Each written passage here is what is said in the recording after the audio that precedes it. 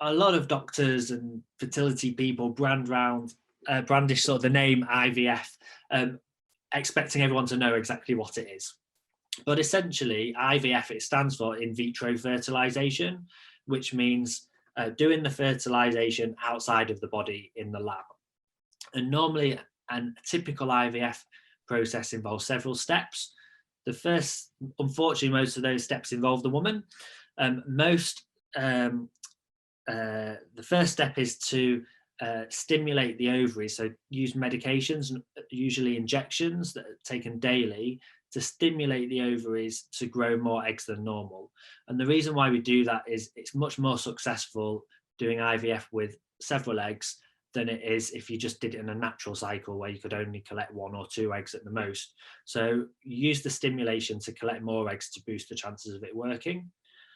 During those injection phase, normally go for 1 or 2 scans to monitor how the ovaries are responding. And then the scans will monitor the size of follicles, which are where the eggs grow.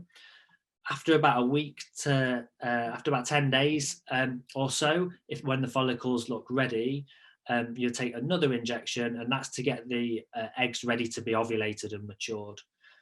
The woman will then attend for an egg collection procedure, which is done under ultrasound guidance and normally with sedation or a light general anaesthetic. And that involves a transvaginal scan, so exactly like the scans that have been done throughout treatment, but a little needle just goes along the edge of the scan probe into the ovaries to drain all of the fluid and collect the eggs.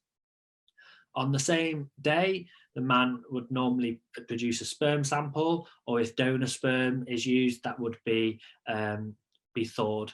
And IVF is when the eggs and the sperm are essentially prepared and then mixed together in a dish.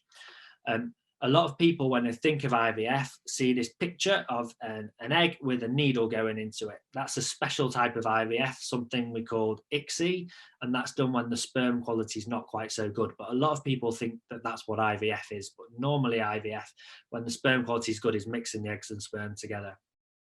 Then would leave the eggs overnight, and the following day have a look to see how many of those eggs have fertilized. And a fertilized egg is called an embryo. Embryos are then grown for several days and monitored, and there's various different ways to monitor them.